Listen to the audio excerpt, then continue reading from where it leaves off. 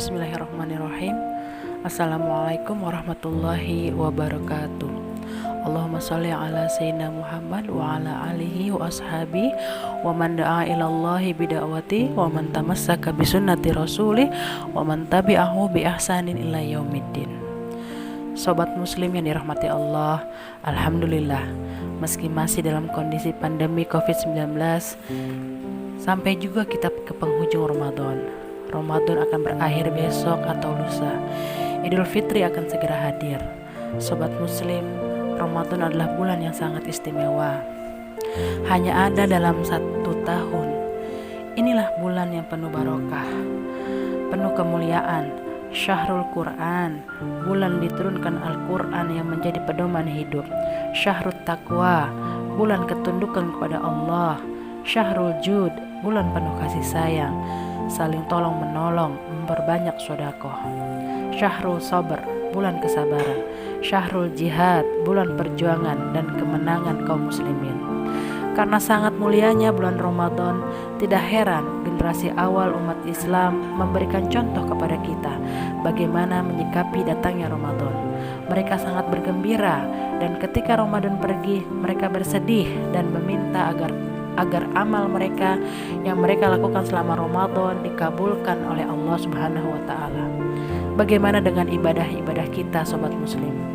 Apakah ibadah Ramadan kita selama 1 bulan ini sudah menjadikan kita pribadi yang bertakwa kepada Allah? Apakah ketakwaan kita kepada Allah semakin meningkat? Ataukah kita hanya menyibukkan diri dengan pernak-pernik Ramadan dan Idul Fitri, sibuk menyiapkan berbagai macam hidangan berbuka puasa, hingga lupa tarawih dan tilawah, sibuk membuat kue lebaran, membeli baju, membeli sepatu, membeli sandal, antri di mal berjam-jam, sibuk memilih kursi, sibuk mengganti gorden, mengecat rumah, dan lupa akan 10 malam terakhir yang penuh barokah karena adalah malam Lailatul Qadar di dalamnya. Ketika Idul Fitri kita bergembira karena merayakan kemenangan. Maksudnya adalah setelah kita berpuasa 1 bulan lamanya, ditempa oleh Allah dalam keadaan lapar dan haus selama 1 bulan itu, maka kita akan menjadi pribadi yang bertakwa.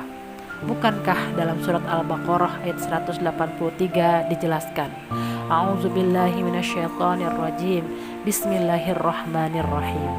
Ya ayyuhalladzina amanu, hai orang-orang yang beriman, kutiba alaikumusiyam, diwajibkan atas kamu berpuasa, kama kutiba aladzina min qablikum la'allakum tattaqun, sebagaimana diwajibkan atas orang-orang sebelum kamu agar kamu bertakwa. Itulah kemenangan yang hakiki, yaitu bertakwa dengan sebaik-baiknya takwa kepada Allah Subhanahu wa ta'ala. Sobat muslim, bertakwa dimanapun berada berarti ketaatan kepada Allah dalam segala aspek, bukan hanya saat Ramadan, tapi juga di luar Ramadan, bukan hanya di masjid, tapi juga di kantor, di sekolah, di ruang publik, di parlemen, di pengadilan. Seharusnya ketakwaan terwujud. Taat kepada Allah bukan hanya pada aspek individu atau keluarga.